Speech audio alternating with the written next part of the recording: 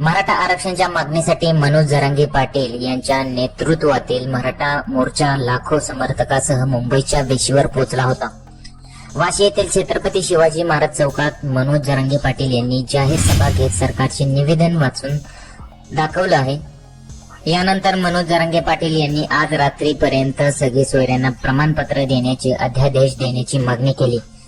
रात्रीपर्यंत अध्यादेश दिला नाही तर उद्या मुंबईत येऊ असा इशारा मनोज जरांगे पाटील यांनी दिला आहे। मात्र त्यापूर्वीच मनोज जरांगे यांच्या काही मागण्या मान्य झाल्याचे सांगितले आहेत। नेमक्या कोणत्या मागण्या मान्य झालेल्या आहेत आणि इतरांना सुद्धा कसा फायदा होणार आहे पहा।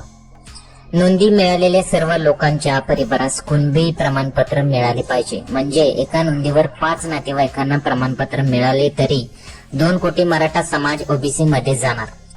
परंतु नोंदी मिळालेल्या परिवारांनी प्रमाणपत्र घेण्यासाठी अर्ज करायला पाहिजे। आता 54 लाख नाही तर 57 लाख नोंदी मिळालेल्या आहेत। तसेच आतापर्यंत 37 लाख लोकांना प्रमाणपत्र दिले गेले आहेत। ज्या 37 लाख लोकांना प्रमाणपत्र दिले आहे त्यांची माहिती आम्हाला द्यावी। काही दिवसात हा डाटा आपल्याला मिळेल।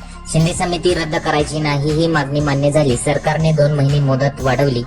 तसेच समितीची मुदत आणखी टप्प्याने वाढवणार असल्याचे मान्य केले।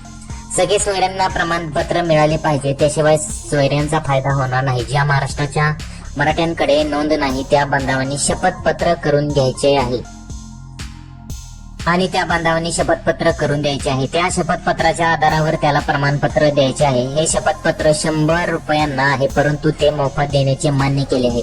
क्युरेटिव्ह पिटिशनचा विषय सर्वोच्च न्यायालयात आहे।